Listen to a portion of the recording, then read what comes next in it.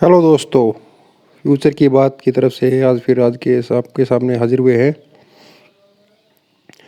तो दोस्तों, खुद को कैसे अपडेट कर सकते हैं हम, आज हम सीखेंगे। ये महाभारत से 4 सबक हैं जो हम सीख सकते हैं। कि महाभारत एक ऐसा महाकाव्य है जो हमने चित्रों में देखा है, मूवी के थ्रू देखा है। शुरू में जब टीवी आया था तो उस टाइम पे हमने इसको एक नाटक की तरह देखा था, हमारे बड़े बुजुर्गों ने देखा था, सब ने देखा था। तो दोस्तों, अब ये सवाल है कि हम अपने इस पौराणिक इतिहास से क्या ले सकते हैं हम।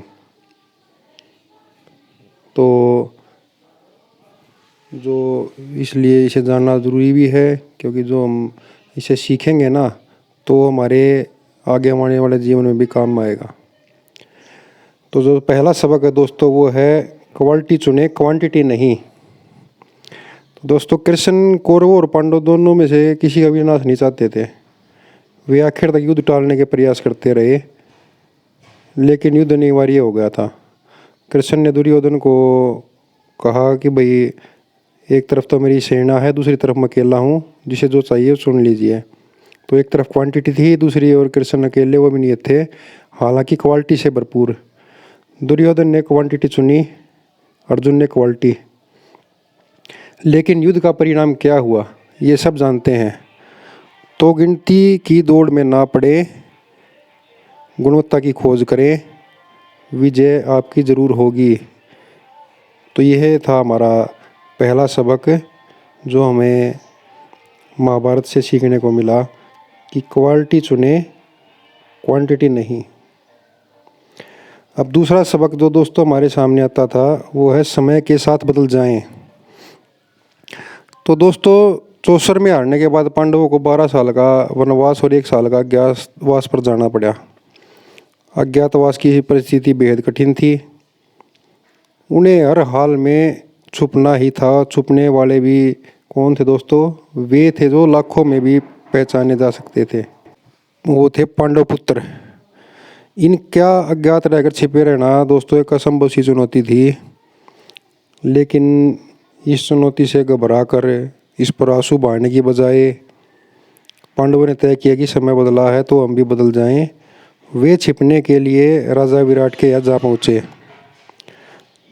तो वहाँ पे उन्होंने क्या किया, जो अर्जुन था, वीर पुरुष था, उसने वृणला का रूप धारण कर राजा की बेटी उत्तरा को नृत्य सिखाने का कार्य किया। युधिष्ठिर तो खुद चौसर में हार गए थे दोस्तों, तो उन्होंने राजा विराट को चौसर सिखाने की कार्य चालू कर दिया। इसी बहाने उनको महल में रहने की अनुभूति भी मिल गई। भीम दोस्तों, जिसका भोजन सैकड़ों रसोइये मिलकर बनाते थे, वे खुद रसोइया बन गए। और द्रौपदी, जिनके आगे पीछे दासियों की सेना चलती थी, वह स्वयं दासी बनकर रानी सुदेशना की सेवा करने लगी। उन्होंने यही सोचा, जब आंधी गुजर जाएगी फिर जोहर दिखाएंगे। वक्त अच्छा है तो मकफल पर कदम रखते हैं, वरना अंगारों पर चलने का दम भी रखते हैं। तो दोस्तों, ये था हमारा दूसरा सबक कि समय के साथ अपने आप को बदल लेना चाहिए हमें। जिस प्रकार की परिस्थिति आए ना, उसी प्रकार से हमें अपने आप को उस परिस्थिति के अनुसार डाल लेना चाहिए, वरना समय में अपने आप बदल देगा। फिर जो तीसरा सबक है दोस्तों, वो है अपनी जानकारी अपडेट करें। वो कैसे बताएंगे अभी। अभिमन्यु दोस्तों अर्जुन का पुत्र था, जो महापराक्रमी और जन्मजात योद्धा था। कहते हैं उसने माँ के पेट में ही चक्रव्यूह को तोड़ने की विद्या सीख ली थी। लेकिन गलती क्या हुई दोस्तों, उसने अपनी विद्या को कभी अपडेट नहीं किया। उसने जितना सीखा था उसी पर रुक गया, शिक्षा पूरी नहीं की। परिणाम यही हुआ कि वह चक्रव्यूह तोड़कर उसमें प्रवेश तो कर गया, लेकिन वापस जीवित नहीं लौट पाया, क्योंकि उसे वापस लौटने का पाठ कभी पढ़ा ही नहीं था उसने। तो इस तरह संभावना से भरा हुआ एक तेजस्वी युवक अकाल मृत्यु के अंधकार में खो गया, सिर्फ इसलिए कि उसकी जानकारी अधूरी रह गई थी दोस्तों। तो ये था हमारा तीसरा सबक कि हमें अपनी जानकारी हमेशा अपडेट करते रहना चाहिए। कभी ये नहीं करना चाहिए घमंड कि मुझे सब कुछ पता चल गया है। अब दोस्तों चौथा जो सबसे मेन इसमें सबक है वो था महत्वाकांक्षा लालच के बीच अंतर। आप बहुत बड़ा आदमी बनना चाहते हैं, बहुत पैसा कमाना चाहते हैं, शोहरत पाना चाहते हैं, तो ये महत्वाकांक्षा है। लेकिन यह सब अगर आप किसी का मार कर करना चाहते हैं तो ये लालच है। महत्वाकांक्षा जितनी अच्छी चीज़ है, लालच उतनी खराब है। तो दोस्तों दुर्योधन ने चक्रवर्ती सम्राट बनना चाहता था।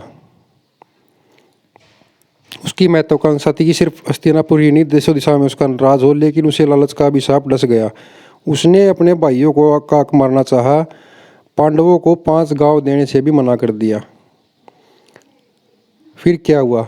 हस्तिनापुर का वह राजा जो जमीन पर पैर नहीं रखता था, कुरुक्षेत्र की धूल में लौटते हुए मारा गया दोस्तों। तो ये था हमारा सबसे मेन चौथा सबक, महत्वाकांक्षा लालच के बीच में हमें अंतर करना आना चाहिए दोस्तों। तो दोस्तों खुद को कैसे अपडेट करें, तो हमने सीखा महाभारत के इन 4 सबकों के द्वारा। तो हम दोबारा एक बार जो सबक है उनको दोबारा रिपीट कर लेते हैं कौन से हैं। पहला सबक जो हमारा था वो था दोस्तों, क्वालिटी चुने, क्वांटिटी नहीं। तो कैसे कृष्ण को अर्जुन के द्वारा चुना गया उसकी सेना के को छोड़कर, तो इससे पता चला कि क्वालिटी कितनी इम्पोर्टेंट है। दूसरा जो सबक है वो था दोस्तों, समय के साथ बदल जाएं। तो जैसे मतलब अज्ञातवास में पांडवों ने अपने रूप बदल कर रहे, तो दूसरा सबक था। तीसरा था अपनी जानकारी अपडेट करें, और चौथा महत्वाकांक्षा लालसा के बीच में अंतर। तो दोस्तों अब यही सवाल था कि हम पौराणिक इतिहास को कि हमारे जानना ज़रूरी क्यों है हमारे लिए। तो इसे जानना इसलिए ज़रूरी है ताकि अतीत में जो गलतियाँ हुई हैं हम उन्हें दोहराएं नहीं, और जो कुछ अच्छा हुआ है उससे सीखकर हम इस दुनिया को बेहतर बनाने में अपना योगदान दे सकें दोस्तों। तो ये आज हमने सीखा कि किस प्रकार से हम महाभारत के जो इन सबक हैं उनसे सीख कर जो गलतियाँ हमारे पूर्वजों से अतीत में हुई है, तो हम उन गलतियों से सीख कर जो ये दुनिया है उसको हम बेहतर बनाने में किस प्रकार से अपना योगदान दे सकते हैं। तो आप सबको ऐसे आशा करता हूँ कि आपको ये जो मेरे तरफ से प्रयास किया गया है अच्छा लगा हो। अगर आपको ये वीडियो अच्छा लगे दोस्तों तो इसको लाइक ज़रूर कर दें। अगर पसंद नहीं आए तो डिसलाइक कर दें। अगर वीडियो पसंद आया तो उसको शेयर करने का कष्ट ज़रूर करें। अगर चैनल अभी तक सब्सक्राइब नहीं किया है दोस्तों तो उसको सब्सक्राइब करने के बाद बेल आइकॉन ज़रूर दबाएं, ताकि कोई भी अगर नई वीडियो डाली जाती है तो तुरंत आपके पास उसका नोटिफिकेशन आ जाए। चैनल का नाम है दोस्तों फ्यूचर की बात। इसमें आपको इसी प्रकार से अच्छी अच्छी जो जीवन के लिए आवश्यक है बातें हैं उसके बारे में आपसे विचार विमर्श किया जाएगा। इसके अलावा शेयर, म्यूचुअल फंड संबंधित बातें भी की जाएंगी। धन्यवाद। जय हिंद। राम राम।